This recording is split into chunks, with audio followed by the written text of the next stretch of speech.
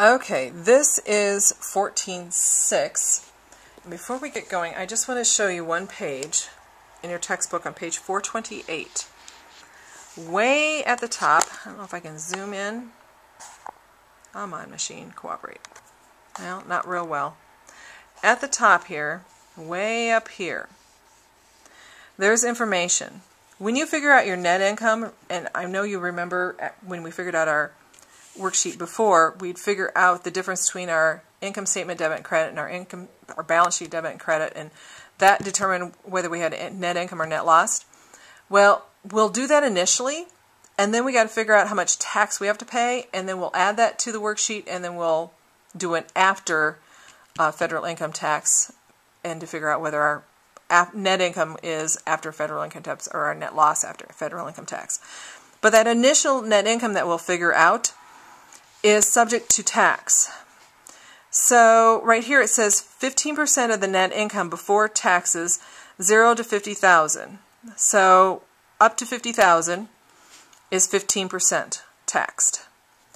Then it goes from another 50,000 to 75,000. So basically what they're saying is 25% is 25,000 is taxed 25%.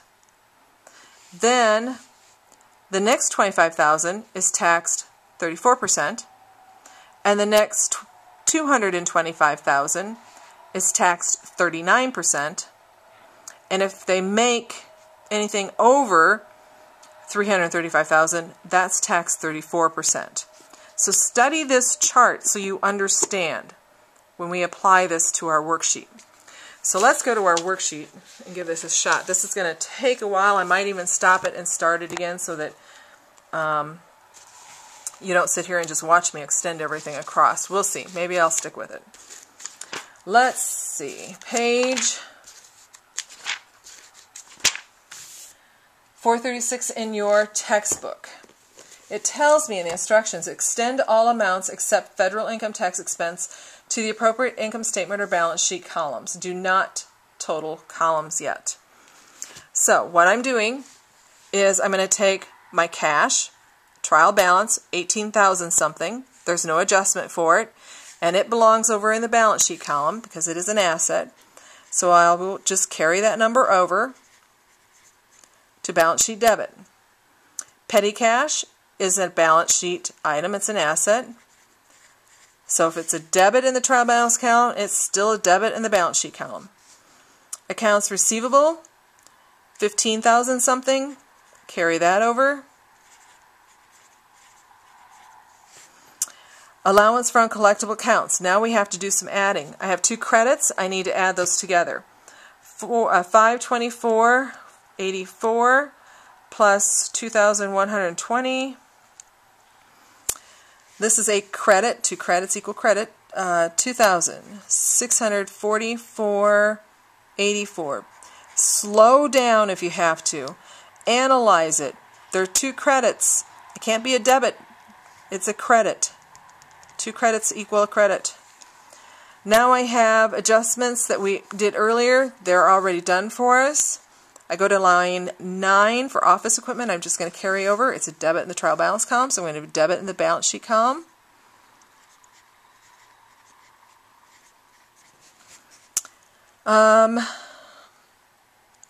Oh, I have this in the wrong spot. Bet you guys caught that and I didn't. That's what I get. I really do have a glare. And I can't see what that number is. I'm hoping this is it.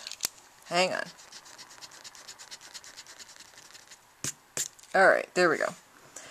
I have two credits. I need to add these two numbers together.